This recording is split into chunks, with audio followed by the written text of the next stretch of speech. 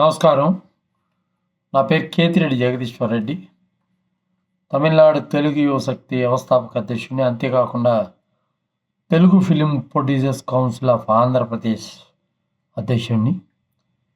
ఈ Johnny master వ్యవహారం అయితే ఏమి, అదేవిధంగా గతంలో ఇలాంటి ఆరోపణలు చాలా కూడా చలనచిత్ర పరిశ్రమలో అయితేమి, ఇతరత్ర ఈ ఐటీ రంగంలో అయితేమి, అదేవిధంగా బ్యాంక్ సెక్టార్లో అయితేమి జరుగుతున్నాయని చెప్తున్నారు.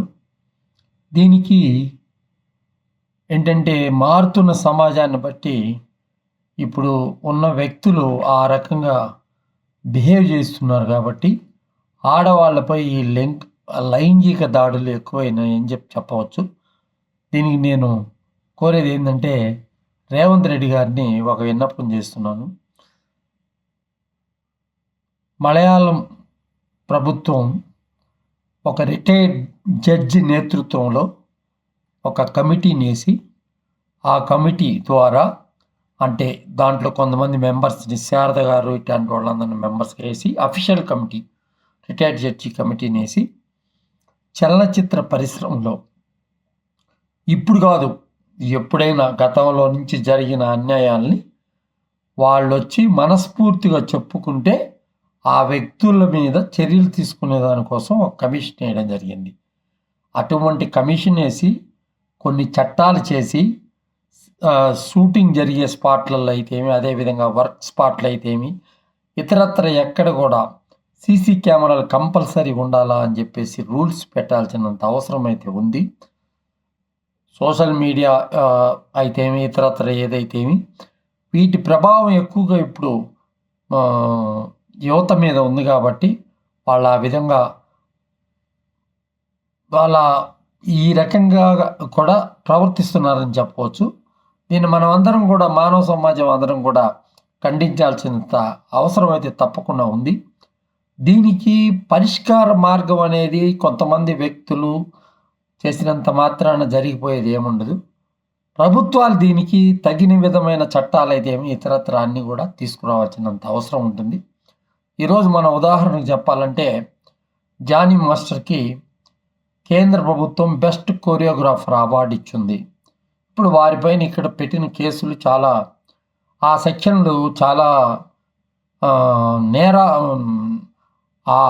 నేరం చాలా పెద్ద నేరం చేసిన సెక్షన్ల కింద పెట్టున్నారు. ఒక్కొక్క సెక్షను రేప్ అయితే ఏమి, ఇతరత్ర అదే అన్నీ కూడా, అన్ని సెక్షన్లు కూడా చాలా బలమైన సెక్షన్లు పెట్టున్నారు. కాబట్టి రేపు అతని ప్రతిభని గుర్తించి అక్కడ ఉన్న కేంద్ర ప్రభుత్వం ఒక అవార్డుని అనౌన్స్ చేసింది.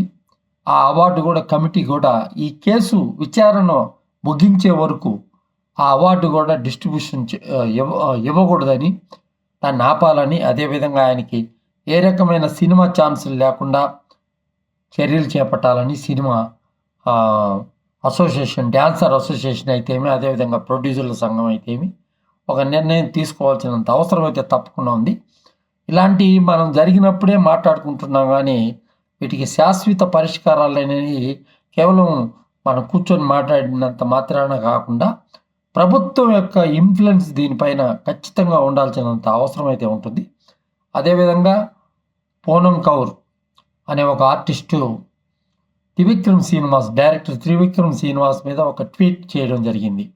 ఆ ట్వీట్ సారాంశం ఏంటంటే, నన్ను త్రివిక్రమ్ శ్రీనివాస్ గారు హింసించారు, దానిపైన నేను కంప్లైంట్ ఇచ్చినప్పటికి కూడా ఎవరు కూడా దాన్ని గుర్తించడం లేదు అని చెప్పడం జరిగింది.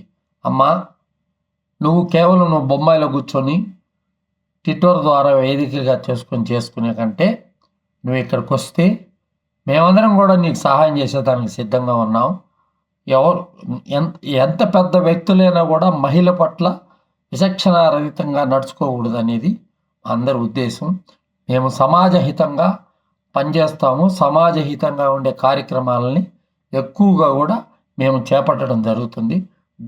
సినిమా వాళ్ళు డ్రగ్స్ అన్న కేసుని సుప్రీంకోర్టులో వేసి ఈరోజు దానికి ఒక నిర్దేశకత్వాలు, అదేవిధంగా రాష్ట్ర ప్రభుత్వం అప్రమత్తం అయ్యే విధంగా, రాష్ట్ర ప్రభుత్వాలు అయ్యే విధంగా సుప్రీంకోర్టు గైడ్ లైన్స్ కొన్ని రిలీజ్ చేసి, విధంగా సమాజహితంగా ఉన్న కార్యక్రమాల్లో మేము ఇన్వాల్వ్ అవుతుంటాం కాబట్టి నీకు ఎటువంటి ఆ రోజు శ్రీరెడ్డికి మేము రక్షణగా ఉండి శ్రీరెడ్డికి రక్షణగా ఉన్నా ఆ తర్వాత పవన్ కళ్యాణ్ గారిని పర్సనల్గా తిట్టిన కారణంగా ఆ వ్యవహారంలో మేము శ్రీరెడ్డితో ముగించాము. ఆ తర్వాత బిగ్ బాస్లో కూడా క్యాస్టింగ్ కౌచ్ గురించి అక్కడ క్యాస్టింగ్ కౌచ్ నేపథ్యంలో జరిగిన వ్యవహారం మీద కూడా స్టిల్లో కోర్టులో కేసేసి రన్ చేస్తున్నాము. మీ అందరికీ అండదండలుగా ఉంటాము. మహిళ అనే దానికి ఎప్పుడు కూడా అన్యాయం జరగకూడదని మా ఆశయం. ఆ ఆశయం కోసం మేము పనిచేస్తాం. ఇప్పుడు పూనం కపూర్ని నేను రిక్వెస్ట్ చేసేది ఏంటంటే ఇలా ట్విట్టర్లో కాకుండా నువ్వు నేరుగా వచ్చి నీకు జరిగిన అన్యాయాన్ని చెప్తే ఏ పోలీస్ ఆఫీసర్ దగ్గర పోవాలనుకుంటే ఆ పోలీస్ ఆఫీసర్ దగ్గరికి వెళ్దాము. అదేవిధంగా జరిగిన దానికి ప్రూఫ్లు ఎక్కడో దగ్గర జరుగుంటాయి, ఏదో ఒక హోటల్కో ఎక్కడికో కూడా పోయింటారు కాబట్టి ఫుటేజ్ తీయడం చాలా ఈజీ, అవన్నీ చేయొచ్చు. అదేవిధంగా ఇప్పుడు చలనచిత్ర పరిశ్రమలో షూటింగ్లు జరిగే ప్రాంతాల్లో ఈ వ్యానిటీ వ్యాన్లు వచ్చినప్పటి నుంచి ఇట్లా మహిళల మీద కొంచెం ఈ లైంగిక వేధింపులు ఎక్కువ అయిపోయినాయి అనమాట. ప్రతి ఒక్కరు మగవాళ్ళలాగా ఒక షూటింగ్ దగ్గరికి వెళ్తే ఒక 10-20 వ్యానిటీ వ్యాన్లు ఉంటున్నాయి. అవి ఎందుకు ఉంటున్నాయో ఎవరికి అర్థం కావట్లా. మేము కూడా 40 సంవత్సరాల నుంచి చలనచిత్ర రంగంలో ఉన్నాము. ఆ చెట్ల కింద అప్పుడప్పుడు మహానటులంతా చెట్ల కిందే కూర్చునేవాళ్ళు. కానీ ఇప్పుడు ఏందో ఒక షాట్ కాగానే వచ్చేసి వ్యానిటీ వ్యాన్లో కూర్చొని ఆడవాళ్ళతో అసకేసుకొని ఇవన్నీ చేసి ఇట్లా ఇండస్ట్రీ కూడా దీని గురించి ఆలోచించాల్సినంత అవసరం ఉంది.